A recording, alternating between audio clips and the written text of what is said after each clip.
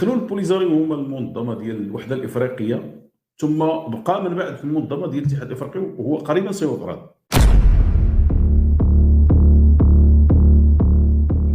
ولا وثيقه من الوثائق، لا البيان الختامي ولا الاجتماع ديال مجلس السلم والامن، ما كاين حتى واحد هضر على الملف ديال الصحراء.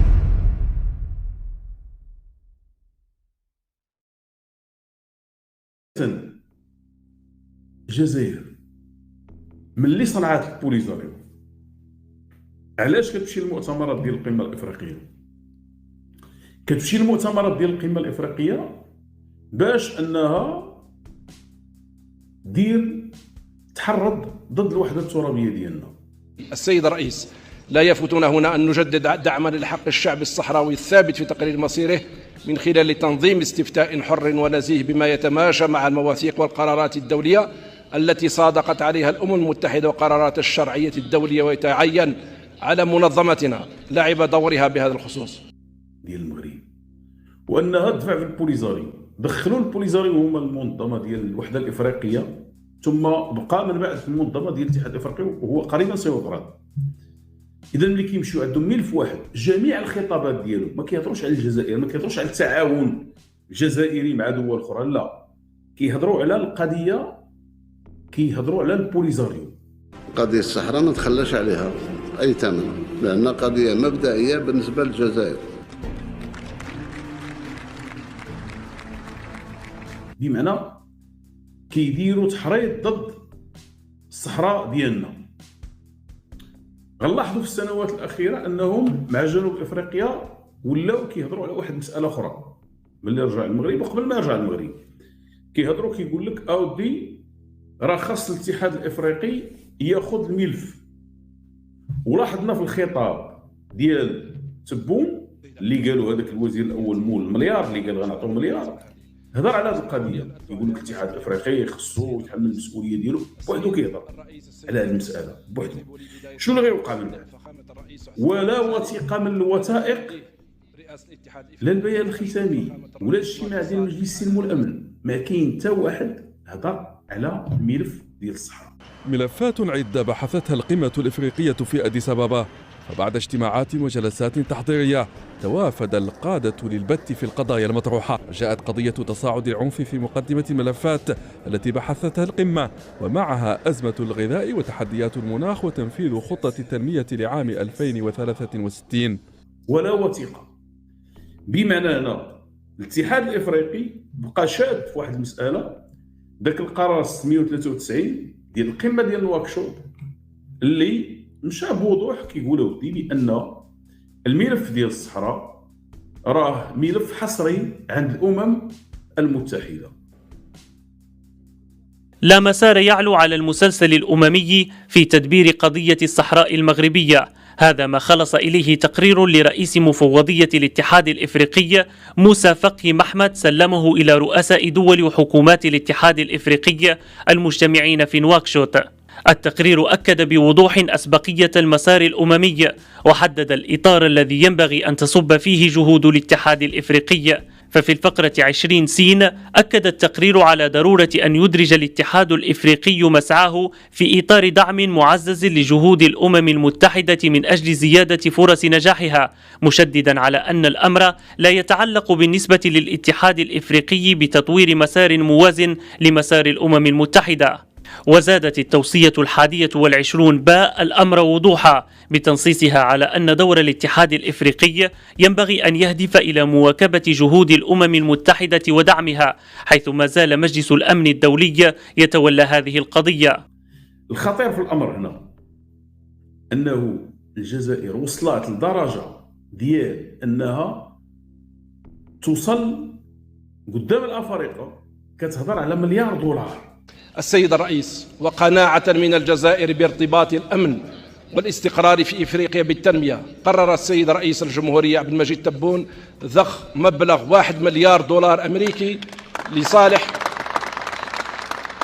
لصالح الوكالة الجزائرية للتعاون الدولي من أجل التضامن والتنمية لتمويل مشاريع تنموية في الدول الأفريقية. مليار دولار باش أنه ينتبهوا الافارقه وينوضوا يقول لك اودي كذا على الملف ديال الصحراء المغربيه، ولكن ولا احد تحدث وما خرجت حتى وثيقه، ونتحدى شي جزائري يخرج يقول لك ها هي وثيقه كاينه. بمعنى ديك الدبلوماسيه ديال الشيكات، الدبلوماسيه ديال الرشوه فشلات. النظام العسكري ما بقاش، الدبلوماسيه ديال الرشوه فشلات، ما بقاش. الافارقه ولاو عارفين، رغم ان الافارقه محتاجين، واحد المجموعه فيهم محتاجين، ولكن ولاو عارفين الاتجاه فين غادي ديال الجزائر. لهذا غتلاحظوا بانه ما كايناش ولا وثيقه واحده قناعه ديال الاتحاد الافريقي ان الملف ديال الصحراء راه كاين عند مجلس الامن، وهذا هو القانون الدولي، هو هذا. لان كاينه في الميثاق ديال الامم المتحده، قلناها مرارا، كاين الدور ديال مجلس الامن والدور ديال التنظيمات الاقليميه، وامتى يمكن التنظيمات الاقليميه تشوف شي نزاع اللي هو عند مجلس الامن. كاينه شروط، كبرانات ما عارفينش هذه القضيه نهائيا، عدوين غاديين بها، دول فهمات عارفه هذه المساله هذه، ولكن تمشي على قبل ملف واحد وتقول بانني غنعطي مليار ديال الدولار، وفي الاخر هذاك الملف ما كاينش، بمعنى ما كاينه ولا كلمه واحده، ما معناها. ثم من بعد شنو مشاو كيديروا؟ انهم شوفوا هذاك الاتجاه ملي شافوا القضيه ما واكلاش، عرفوها، مشاو في هذه القضيه ولاو كيديروا البروباغندا اللي بغاو يديروها ديال اسرائيل.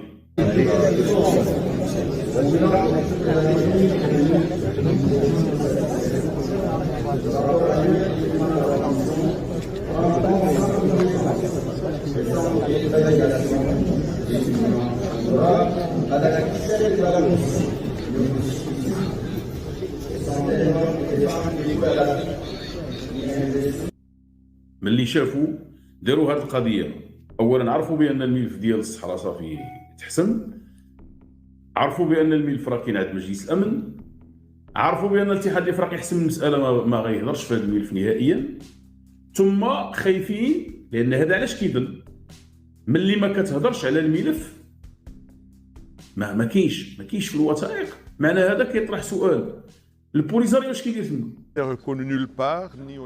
هذا الكيان الوهمي ليس له وجود ولم يكن معروفا ولا موجودا بمنظمة الأمم المتحدة أو الجامعة العربية ولا منظمة التعاون الإسلامي.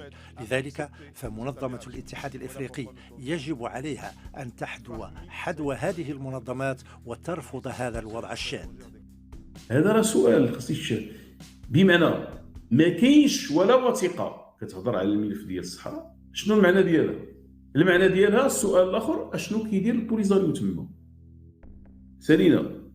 اذا هنا انتبهوا هما الكبرانات فخرجوا هذه القضيه وخرجوا مساله اخرى، هذيك البروباغندا ديال اسرائيل عضو مراقب كذا. بالمناسبه خرجوها، تعرف الكبرانات بانهم لا عقل ولا تقنيه. خرجوا ملي كان رد فعل ديال اسرائيل، ديال الخارجيه ديال اسرائيل. في العاصمة الإثيوبية أديس أبابا اجتمع قادة دول الاتحاد الأفريقي في قمة تضمنت مشهدا أثار جدلا كبيرا على الساحة السياسية وكذلك على مواقع التواصل الاجتماعي. دعونا نرى هذا الفيديو الذي تحدث عنه كثر والذي تداوله أيضا كثر عبر مواقع التواصل الاجتماعي.